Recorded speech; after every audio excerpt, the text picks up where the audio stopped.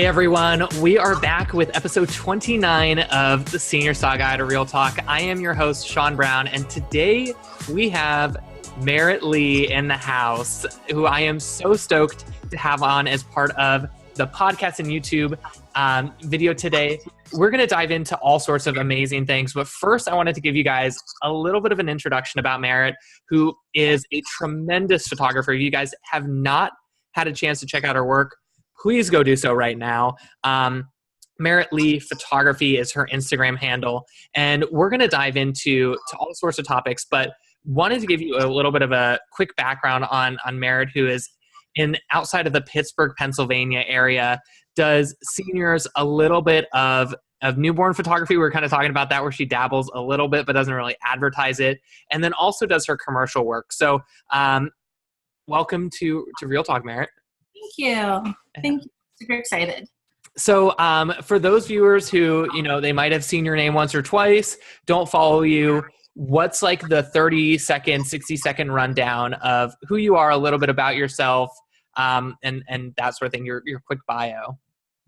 Quick bio. I am a mom of 3 teenage daughters. So if there's not rap music, there's, expensive clothes laying all over the floor and all of that kind of stuff. So I'm surrounded with teenagers all over the place and absolutely loved getting into that side of the industry. It's one of those things. When I was younger, I got a camera for like my communion when I was in 2nd grade, or my parents were always very cool about letting us use the video camera or the cameras. Never knew you could be a professional photographer. I didn't know it was a job option. It's a fake job, right? Big job. Yeah. And I feel so blessed because I used to dress up like my little cousins or my best friends and put makeup and hair and dress them up and dress up clothes and take pictures of them and have photo albums of stuff like that. So I feel like I get to do that on a professional level. And then surprise, I fell in love with the business side of it so much that it's the best job I could ever have. It really is. I agree. So how did you get started? You mentioned kind of, starting as a kid playing with photography cameras and video cameras and stuff like that, but what made you want to pursue it professionally? I didn't know it was an option. So I was working on my master's in education. Always loved being creative, was doing some freelance graphic design work on the side for some companies, and they gave me my first Photoshop. And so I was learning Photoshop for some graphic work and started playing with just my kids' photos and things like that. And I was like, this is really fun. Had a friend who lives out in Philadelphia who's an amazing wedding photographer, big deal wedding photographer. And he would come in and shoot my children and show me his camera stuff, and I'd play with that. And one day I just kind of woke up in a panic, like, I don't think I want to be a teacher full time. And I kind of want to be a photographer because it seems fun. And so I got super obsessed for like 2 years, learning everything that I could, would not put my name out there publicly that I wanted to do this, just got super obsessed, and just fell in love with it. And it kind of blew up organically from there. Yeah. So you mentioned that you went from being a teacher to wanting to be a full-time professional photographer. I didn't even become a teacher. I was okay. Yeah, I'm literally like in my last, half a year of working on my master's, and had like this massive panic attack. Like, I don't want to be a grown up. I want to do something fun for the rest of my life. So it just kind of went from there. So kind of going in that process, let's take us back to your final stage of your master's. Okay. What are you going through in your head where you're like, I don't know if I want to do this. I think I want to do something else. And you've already invested time, you've invested money in you're what? Tons. Yeah. Tons of time and money into school. Yeah. So what does that conversation look like? Because, I think there are tons of people out there where, myself included, you're 2 or 3 years into school and all of a sudden you're like, I don't know what I'm doing. So what does that internal conversation look like? Well, you know what? So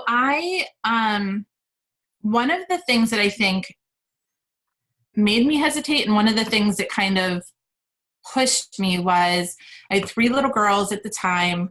My husband, I since then separated. I'm a single mom, but My husband at the time was working full time, and it allowed me to do schooling. And I was obsessed with the learning part of it. I was obsessed with people. I wouldn't take it back. I feel like even though I went to school for something that was completely unrelated, which I think a lot of people in this industry, they went to school for any kind of, different genre, but I felt like I was wasting my husband's time and money, my parents. I mean, I'm a grown up with a house and children and a mortgage. And I felt very scared about saying, I quit, I'm changing my mind. I didn't want them to feel like I was flaky or something like that. I wanted to make them proud of me. But, it was something I really, really believed in. And then, in our industry, I think when you start out, it's usually like some kind of accolade where somebody says, you're really good at this. Like, you have a really good eye, or you're really great with little kids or something like that.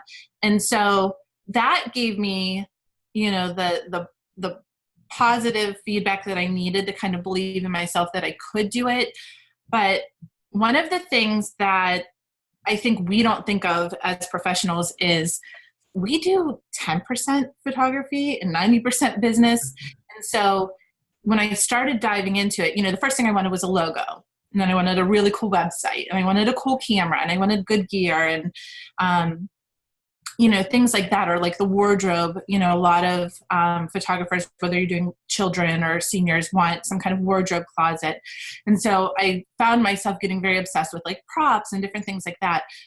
But the other thing that I did is I literally shut off TV. Like, it was just something, it wasn't what I was interested in. If I would be at home at night and the house got quiet, I would find something to read and learn. I would, watch podcasts or YouTube or pick up a book or Creative Live or something like that, and got very obsessed with learning because I didn't want to go out and fall on my face and make a fool out of myself and disappoint the people that were going to, back me while I was just completely changing gears. So that part of it is where I really kind of fell in love with the idea of running my own business. And I know that that's something that a lot of creatives, we have a really huge network here in Pittsburgh, a lot of friends and stuff like that. And then like the senior community, we have a huge network, and we're supportive, and we talk and we ask questions and things like that. But one of kind of the underlying thing is you could be an amazing photographer, amazing artist, and maybe you're amazing with clients or your social media, but then, you don't like the bookkeeping or, the editing or something like that. We have 60 jobs to do. Like literally every day you have to wake up, and I run a studio. So now I have to make sure my studio is clean, and, the toilet paper is stocked, and all of this. Please do that. Right. So we have like, this overwhelming to-do list every day when we wake up, and something suffers. And I think one of the things I got very obsessed with was making a workflow that really worked, and collections for my clients. I really, really analyzed why certain things sold, and what did my clients really want? You know what I mean? They want to feel like supermodels for the day. They want to feel important and special. So I focused a lot of time on the prep before their session. You know what I mean? Like my questionnaires and the communication I had with them. When we do hair and makeup, I spend that whole entire hour with fun music, and talking to them about what they're doing at school and things like that. You have to make them comfortable. So there's like all these kind of variables that really set you up for having a good shoot, on top of knowing your equipment and being a good photographer and stuff like that. So I don't remember what the beginning question was, but that's kind of yeah. Well, kind of going back to the how did you figure out that you wanted to go for, what did that conversation with yourself look like, going from the very beginning where it's with any job, you're going to get your master's, you're going to go into a stable job. You're going to work for somebody else, have that paycheck every month. And then all of a sudden you jump off the ledge, and you don't know when your next client's going to walk in the door. You don't know if you're going to be able to cover bills. You have little ones relying on you. So it's a very tough internal conversation you have to have with yourself. Right. And so sorry, I got completely No, off track. I love it. I love the sidetracks. But I think one of the things was, as I was learning different pieces to it, and then having communication with other people and explaining, I'm working on this on the business side or whatever. Those pieces are what made me feel really professional, is looking at things more than I really need a cute camera bag and I want some good props and whatever. But learning the business side, I think, is what gave me personally the confidence to doing that, and learning the pieces that I was strong at and the pieces that I needed to delegate or spend more time on, and, kind of keep developing myself and not let myself get kind of static with, oh, I like taking pictures, and I think Yeah. that's the community that we see ourselves in. When they're in these communities, it's because they want to better themselves. They want to surround themselves with other people that are inspiring or educating them.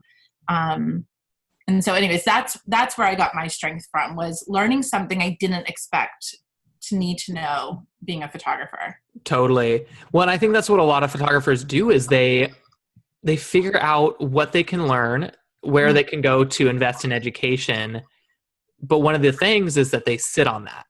Right. And they don't act on that. So how did you kind of take that education, implement it into your business, ultimately get to where you are? Was it an internal drive? Was it external factors that were influencing that? Kind of, what is that? I guess, what does that look like in your story? It was definitely internal.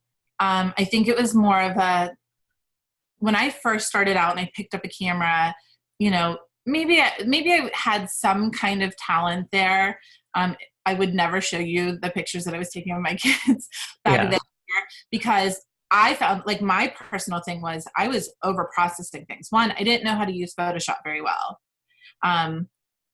So it was something I was continuing to develop. But two, when I felt really insecure about an image because maybe it was soft or, maybe my lighting wasn't great or something, I would go in and I would overprocess those. So again, this is my portfolio building stage. I didn't go out and have business cards on a website and tell everybody I was a photographer until I felt confident enough that I was running it as a business. I didn't just want to, have a hobby. I wanted to make it a business. So I knew that there were pieces to that I needed to work on. So I think my internal,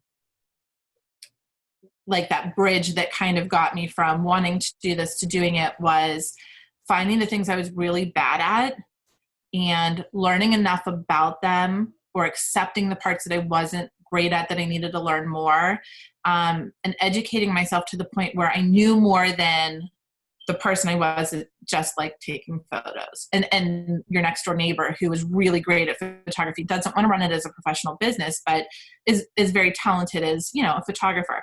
I knew that there was something different I needed to do in order to call myself a professional. So I think that's where I focused on, and that's what helped build the confidence to kind of make that move. Totally.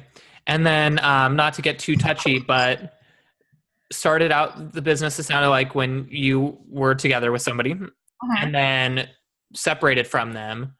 Right. That's a very tough transition to make, from going from having a second income to not really being able to rely on that second income. There's a lot of people where they get into photography and their husband is, they don't need to necessarily maybe bring in that income. So that's a tough business transition too. So how did you go about navigating that for?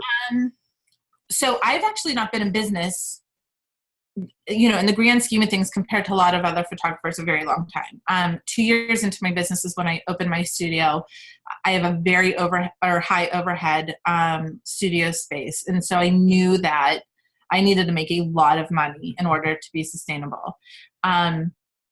I was very blessed that I started out in a marriage where I didn't need to work. So I was focusing that on school and being a stay-at-home mom, and then transitioned into running a business. In my first 2 years, everything that I made, which wasn't a lot, a couple $1,000s or whatever, I reinvested in my business. So I would buy a computer or a new lens or something like that. And I just kept, reinvesting into that to kind of build my business. I think one of the things is, I think I always knew from a long time ago that the marriage was not going to work. We got married very, very young. We did the best that we can. We raised, our children as well as we could. But I knew that there was going to be a point where I was going to have to get a job and kind of be able to sustain my life and take care of my children without a partner. So I feel very blessed that I got to start in that. And I know that not everybody gets to do that. Some people are, single and they're weighing, do I quit a job that I have a steady paycheck and take the leap or not? But I'm doing it. I mean, for 4 years now, I've run the studio by myself on one income. I have had sole, custody of my daughters. I was not getting financial help there.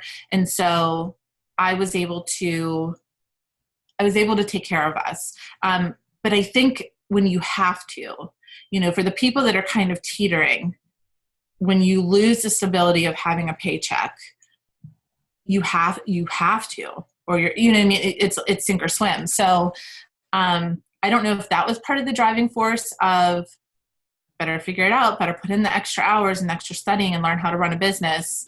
And I think I think that's what you need. Sometimes you just have to say, I think that's the difference between an entrepreneur and somebody who prefers to go work for that, steady paycheck. You have to make the decision of, am I willing to put in the work, to survive at the end of this, or is that not my forte? You know what I mean? And I think, so for me, I had to do it. I didn't have a choice. I knew I wasn't going to work for somebody on a 9-to-5 basis. I knew I was going to put in way more hours here, flexible hours, but in the fall for busy season. I mean, do you guys have a cyclical busy season where you are as well? Oh, totally. Yeah. We shoot for in the Northwest. It's like, we shoot for 2.5, maybe 3 months. So it's very short. Yeah. Because otherwise it's raining. And so it's not all season. There's definitely a cyclical process that you have to go through in terms of, this is this season, this is this season all along. Right. And so that's what I kind of like refer to it as. Even it's kind of funny too, going through my divorce when we're in these like financial, trials, which are bubbles or whatever. Yeah. I had to over and over and over explain, like, no, I do make that much money, but it's not all year long. You know what I mean? Like that's during like the summer and the fall, but January through, spring, I'm working on business stuff and I'm living off of that money that I've saved. So I think that was, and I don't know if you kind of have like your financial, because you're cyclical as well, if you have that plan as well, but it's almost like a squirrel that kind of like collects all the nuts when they can and then lives off it in the winter. That's how I have to run my business. So it's not, I don't get to pocket this money. You know what I mean? Yeah, exactly. Surviving so that we can, survive in the winter here. And totally. So where does your business knack come from? Is that were you raised with somebody who was a... Yes. Okay. Yeah. My parents both are so crazy smart. My dad always had, his 9-to-5, which was never 9-to-5. It was always, he runs teams for these companies and stuff like that. And then he'd always have a side hustle. And they'd always take up side work. And, if he had a skill on something, he would go help a neighbor or a relative or something. And my mom, she worked in a certain genre for a while and then started her own business with her best friend when we were growing up, and then later sold that. So I think there's a little piece of me that learned like it's okay. You can run your own business. I mean, we didn't have like a family store or family business or anything like that, but there was something that said like people do this. They can go out and do this. So I definitely got that. I definitely inherited that from my parents. And my brain has never shut off. I think since I was like 6 years old, I was every kind of business. I do that at night when I kind of get, bored or something. I'll be like, you know what, this is a really good idea for a business. And so my friends and I are always coming up with kind of crazy things. But I'm also, I think, smart enough my dad's also ultra conservative with some of this stuff. So I also know when not to jump into something else. So I literally will only put my name on something where I know it's going to be a long-term thing and really, the business plan is solid and things like that. I'm not that crazy. I just like daydreaming about it, I think. Yeah, totally. So, and you kind of touched on entrepreneurs versus people that work a 9-to-5. Let's talk about that a little bit, because I think that there are a lot of people where they get into photography for the art and don't necessarily understand that there are going to be struggles associated with running a business, knowing how to market, knowing how to brand yourself. So let's talk a little bit about kind of where you see photographers falling in terms of the entrepreneurial cycle versus kind of those people that might be better in a 9 to 5 working that side hustle. And you know what? And there's nothing wrong with that. My Yeah. best friend comes and works for me. She is an assistant here at the studio. She is so great at photography. She looks at it from a completely different standpoint than I have ever been able to. And she loves it. It's something that she really, really cherishes. She doesn't want to run a business. Mm-hmm. You know what I mean? She loves being here and being in the atmosphere and doing the things at the studio that, you know, she can get her hands on and stuff like that. But she doesn't want her own photography business. And I don't think there's anything wrong with that. Mm-hmm. I think if anything, sometimes I get so burnt out, and I'm sure a lot of photographers, I don't know if this is how you feel. There's a certain time of the year where I'm like, I don't even want to see my camera. Like, I feel like, you know, overwhelmed because I'm so busy with stuff that the last thing I feel like I could be is creative. So, I think that, you know, not everybody has to run a business. I think when you decide that you want to, you have to understand it, you have to work. You know what I mean? It's not as easy as taking images and grabbing some money. There's so much more when you're running a business, you know, for that. I think you need to decide what side you're on. And I don't think there's a wrong. You know what I mean? I think there's not a right and a wrong with that. I think however you want to do it, whatever kind of makes sense for you, your personality, your lifestyle. Yeah. But no, totally. And I agree with that, because I think that a lot of photographers, it's almost like a kind of a badge of honor to say I'm a full-time professional photographer. And I think that sometimes people get caught up in that where, you know, you can be a fantastic photographer still and do tremendous work, but still have a daytime job. And I don't think that that's a knock on your skill set or anything like that. I think that's just a different personality, like you mentioned. Right. And I think the other thing too is being smart enough to know if you're not great at something that it's going to take in order to run your business, either being smart enough to figure out how to delegate that out. So now you have somebody who's doing, if you're awful at Photoshop and Lightroom and, you know, all of that, and you want to have, you know, an editor, a full-time editor, and you delegate that out, you figure out how to kind of shift your business plan in order, or you don't like the bookkeeping. You know what I mean? Like, those are things that we don't have to. I don't have to do all of those jobs. But you have to make enough money that you can kind of take on, assume that overhead. So you could be an amazing business person and not do all of the business stuff still. You just have to figure out how to kind of spread that out to, you know, other people that can come in and do it. And I don't think there's anything wrong with working the 9 to 5 and doing it as I wouldn't say a hobby, like kind of in between, like more than a hobbyist.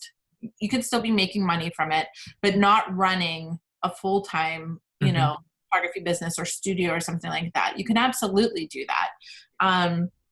And sometimes I even envy people that do that because they don't get the same burnout because they're able to kind of manage it and do it here and there and not have to take on a lot of jobs that maybe, you know, their schedules are too packed or something. Totally. But I think even going back to where you went really kind of 180, where you're going into a steady job and then all of a sudden you're like, nope, peace, we're doing something different. You almost have that drive too associated with, you, like you said, it's sink or swim. You're going down with the ship, or you're making it to shore and really kind of kicking and swimming the hardest that you can do and pushing yourself in that business. And so I do think that there's a push associated with going full time, that if you're kind of stuck in that 9 to 5 that you don't have. So let's go back to those photographers that might want to stick in that kind of the daytime job and have that, but also want to drive their business. So what piece of advice do you give them for not getting complacent or wanting to say, oh, well, we'll just do this, you know, next month or something like that? What's your tip for keeping that drive alive? So Tim, have you ever listened to Tim Ferriss? A little bit. I haven't listened to a ton of his stuff, but. So one of the things that he had said one time, it might have been a Creative Live class or a podcast or something I was listening to. he's amazing the way he kind of will drive a point on the simplest thing. So you really have to kind of think about this. But one of the things that he said, and I'm paraphrasing, was if you know that you want to go into business, you know you want to be an entrepreneur, take all of that money you would have invested in college, go start 3 businesses, let them fail. You are going to learn so much more about yourself, about business, about running a business, about what it takes than you ever will going through that education and then trying to start a business. Now, he's not saying don't go to college. He was kind of driving this point of it's okay to fail. You're going to learn so much from it. And so when there's little things that kind of happen in my business, or I'm sure with yours, the second you mess up on something, you're probably, if you're running a successful business, going to figure out a way to avoid doing that again, whether it's setting a policy for clients so that you don't find a repeat client that is, asking for too much, or you're not giving of too much. I know with like the financial side of business, one of the things I struggled for like a split second, but I know that, my friends in this industry, other photographers I mentor, one of the hardest things ever is that financial, like, but am I worth this? Or is somebody to pay this? Or if they're getting to the point where their skills are so good and they need to bump up, kind of to the next step, they're really worried about losing clients and be able to book it. And one of the things, this might have been like a Sue Bryce message or something that kind of came through that resonated with me, and how I started explaining it to other photographers is, because our business is our person, you know what I mean? It's like, it's your talent, Sean. It's the way that you see things, the way that you shoot, the way you communicate with your clients. Somebody else can't come in and take over your business. They can go run a business and it could be very parallel to you as far as what services they're offering or what products they're offering, but they're never going to treat the clients the same way you are. They're never going to have the same talent as you. They could be talented, but they're never going to be able to see things the way that you see things and all of that kind of stuff. So I had to realize that I was working for a business and I wasn't pocketing this money. I didn't have to justify why my prices were the way that they were, that I was going to attract people that saw what I could offer them and pay the pricing that I was asking for. And I think that people kind of need to sometimes disconnect themselves and realize, okay, Merritt's not getting a check for this much. I don't get to walk with, if I got to walk with the money that I made, I'd be living on a beach right now. I'd be happy. Not really. But you know what I mean? Like my car would be a little bit nicer. My house might be a little bit bigger. I get like a third of what I make or a fourth of what I make because it takes that much money in order to have our equipment or our overhead. I have, like I said, I have high studio bills and stuff like that. And I had to realize really quickly that, if I worked for Nordstrom and you walked in and you wanted, to buy a sweater or something, I would have no problem telling you how much that sweater cost. But when you come to me and you ask me for photography and I, struggle with saying how much it costs, I'm accepting that money on myself. So I think that's one of those other things where when people kind of realize like they're running this as a business, it is a business, they're accepting money on behalf of the business. That made a big difference to the way that I saw my business too. When did you kind of discover that, or how did you find your self-worth and knowing how to price yourself or how to justify asking for, large sums of money from individuals who you're providing a creative service for? I think it kind of goes full circle to that first question. I didn't. At the beginning, I felt like if I asked somebody for $50, I was being a con because I wasn't strong in the business. I wasn't strong in the knowledge of my equipment or how to fix an issue if something would come up. My work wasn't consistent. So I wanted to make enough money to be able to survive. I don't think people outside of our industry realize that we see such a very small percentage of the money that we get.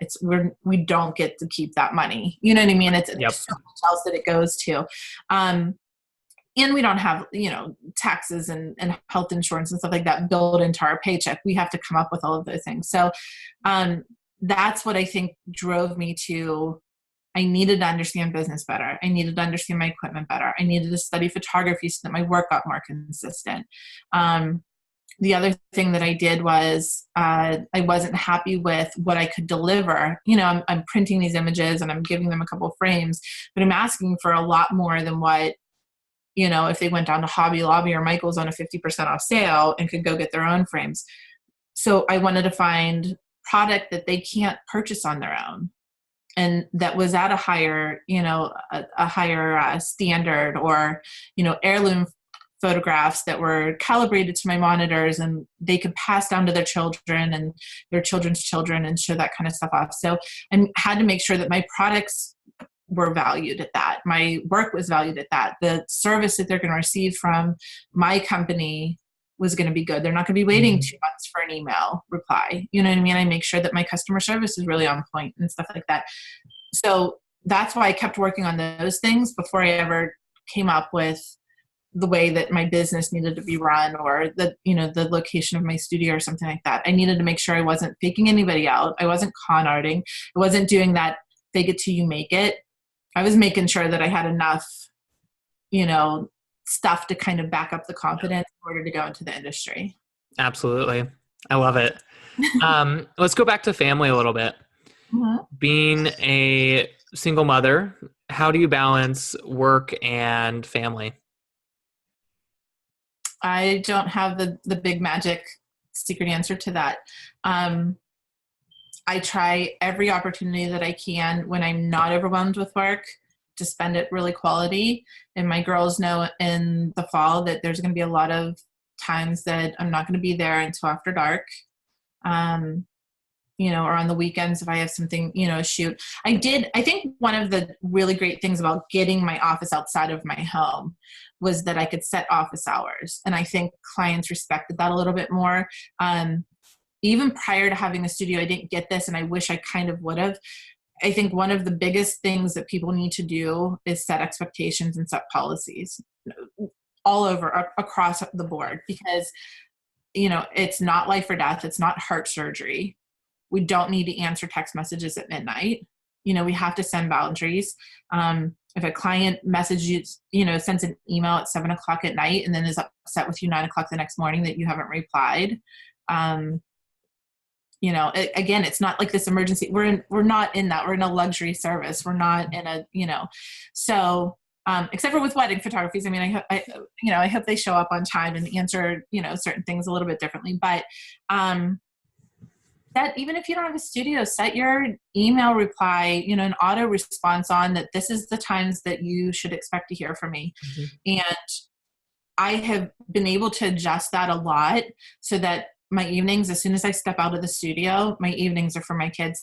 And that's not to say I don't get a phone call or a text message every once in a while, but it has literally gone down 90% of what I used to. When I worked from home, I didn't have boundaries. I would work 3:00 in the morning, I'd be up editing, and 11:00 at night or at dinner time, I'd, take a phone call or something like that. So I definitely had to set some kind of policy for myself.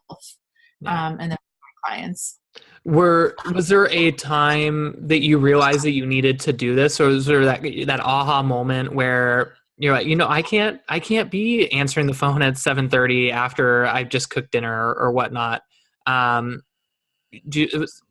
moment, or was it kind of culmination of things? Yeah, I think it was a response to that being one of the things that was driving me the most crazy. It's so simple. I don't know why it didn't occur to me earlier to kind of set that policy. I was so afraid that if I didn't answer somebody, that there was going to be a problem and my reputation in the community was going to be bad, or they were going to be upset that I wasn't making them feel extremely important. That's the one thing that I kind of waited until I had a studio to say, these are the studio hours. I never needed that. I don't know why it took me that in order to be able to respond. But that's one of the things that I really wish I would have done at the beginning. I would have kind of set an expectation up early. What was one of the biggest things that you struggled with in your business?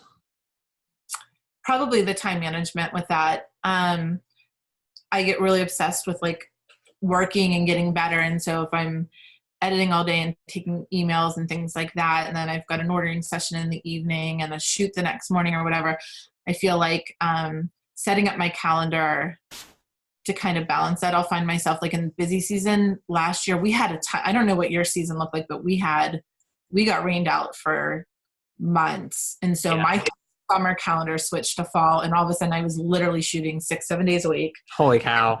Edit it and there were a couple weeks where I was working like 16-hour days, 5, 6, 7 days a week. Yeah.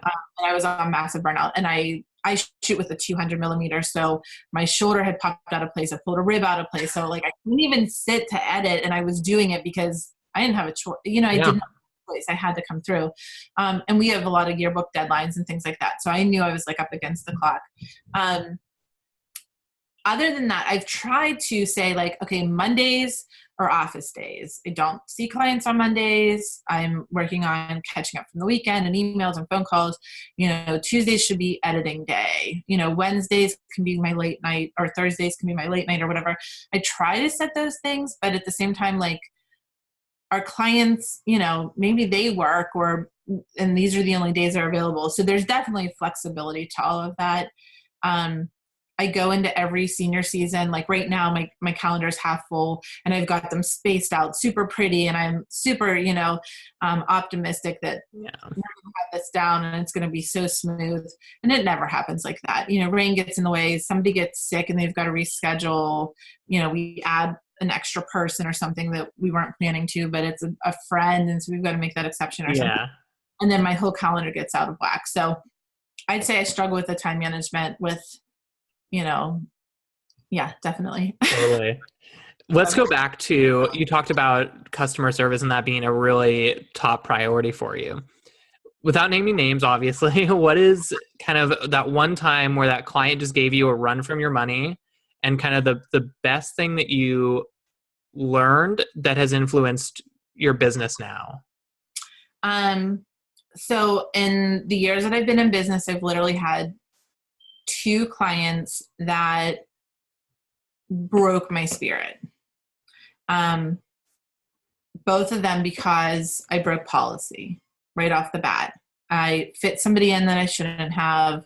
I did things a little bit backwards than I do. I'm very, very upfront. One of the things that I do with mentoring and stuff like that here is I feel like I really understand why you set up pricing a certain way, how you do it so that your clients are taken care of, you're being upfront about things. You don't have to be scared. You're never selling somebody. I'm not in it to sell my clients and upsell and make all this extra money. That's not why I'm in this business. So I'm very upfront about it. Well, I had a client that was not a senior photographer or a senior client. It was a different genre. They called last minute. They needed a session literally like within the next 2 days. I fit them in.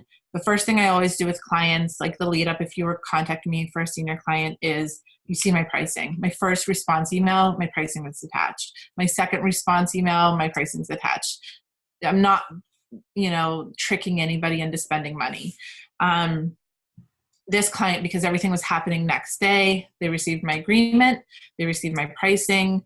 They came in the next day. There wasn't even time for them to mail it back. They came in the next day, gave me my agreement and the money for the session, came in for the ordering session, loved everything, bawling their eyes out, couldn't be happier, wanted so much more than even my collection. So they were adding extra frames and extra albums, for grandparents and things like that. The sale was going to be amazing. And then they said, your pricing's too high. You're holding our images ransom. We don't want to pay this. And I'm like, well, you saw my pricing before you booked me. And they're like, well, we didn't have time to think about it. We got it, the day before. And I realized that's my fault. I didn't have the time to make sure that they truly understood it. I didn't have time to talk to them about what the expectations of an ordering session was going to look like. Sure, I gave it to them, but she said, I didn't even open that attachment. You know what I mean? So because of the rush of it, because I broke policy, I completely lost that sale. And, and I gave them the option. I said, we don't have to spend that much. You can pull it back and do a smaller collection and we can and they said, no, we want everything. And it came in at a price tag that they weren't willing to pay. So I said, well, we'll pause. And if you ever decide that you want to come back and order those, they're here. I'll keep them safe for you. You're not forced to do something. But that was session, every time I take time for a session and everything that it takes that day and the editing and all of that kind of stuff, I could have given that to somebody else. So the fact that I lost the fee off the end of it, but it was my own fault. You know what I mean? I did something out of norm. I broke policy. And I had one other client. It was kind of the same thing. Mom wanted to order the world. Dad was not at the ordering session. All decision makers have to be at the ordering session.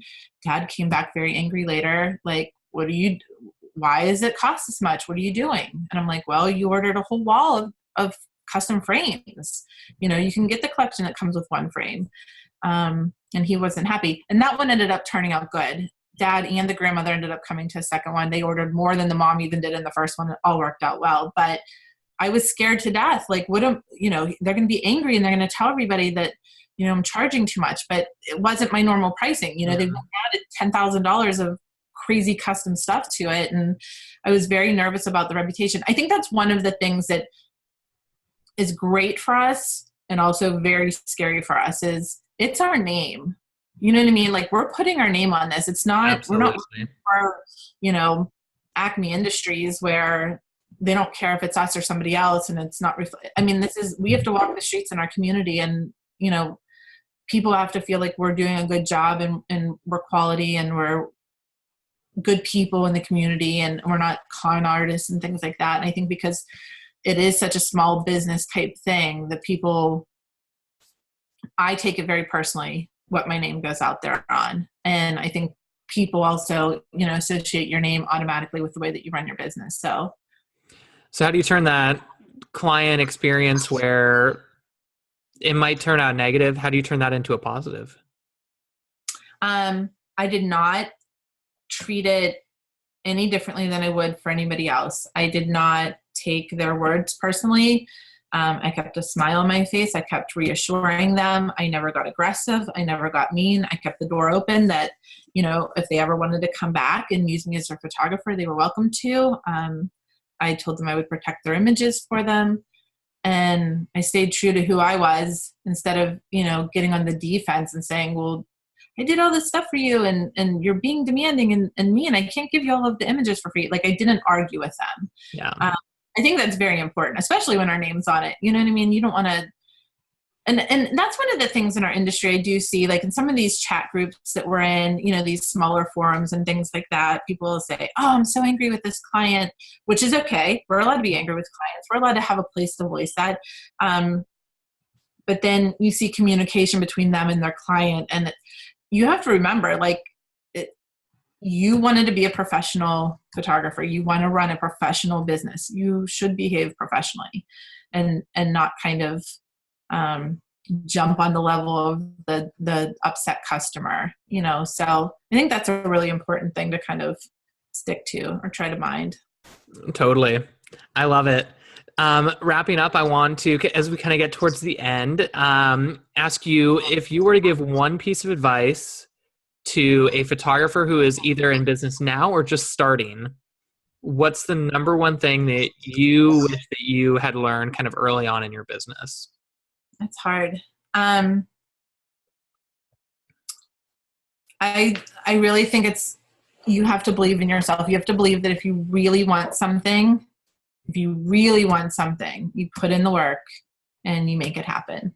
Yeah. And kind of do anything you want to do when you do that. I know it's so cliche and it's like, parental advice that you hear, but it's so true. When I really wanted something, I found a way to get it without a no. You know what I mean? So keep hustling and invest in yourself. So I love it. I think it's a good reminder too. I think that people sometimes forget that we started businesses because we knew that we could do it. Mm-hmm. And so I think that that's a fantastic reminder for people. Yeah. And you're going to have the bad days that you're going to doubt yourself. You're going to have, 90% are going to be bad days, but those 10% of the good days are going to make up for it. Yeah. Absolutely. So awesome. Where can people find you on social media, online? Where are you? I am on, okay, here's where you're going to see like the behind the curtains, the madness. I'm awful at Facebook. every once in a while remember to post over there. My audience, and I'm assuming most people's audience, because we're working in the teen industry, is definitely Instagram. So at Merritt, Merritt Lee photo on Instagram. You could check out my business Facebook at Merritt Lee Photography, but you're going to see a lot of dust and crickets over there. So go to Instagram. Absolutely. And then my website's just merrittlee.com. Awesome. And I always like to wrap up for people that are listening. On the podcast, you guys can shoot us a DM at Senior Style Guide, and then also at Merritt Lee. Is it photography or photo? On Instagram, it's photo. Photo. So at Merritt Lee Photo, include us both in a DM. Let us know kind of the answer to your question, but I'm going to have Merritt have the opportunity to ask you guys one question that you guys, or that you want to know about the viewers and people that are listening. Can I ask two? Go for it. Okay. I want to know what you love the most about running your own business and what you love the least or hate. We can use the H word, but what is your absolute favorite thing about running your own business? And what is the thing that you wish could disappear off your plate? I love it. Perfect. Awesome. Thank you guys so much for joining. If you guys if this is your first Real Talk, welcome. If this is your guys' 20th or whatever, welcome back as well. But we're going to be bringing you lots more throughout the year, so make sure to stay tuned for that. But I hope you all enjoyed this conversation between me and Merritt today. I think that there is a piece of advice for absolutely everybody that was listening or watching. So thank you so much for being on here, Merritt. It was a pleasure to have you on for Real Talk. Thank you. So awesome. Until next time, we'll see you guys around.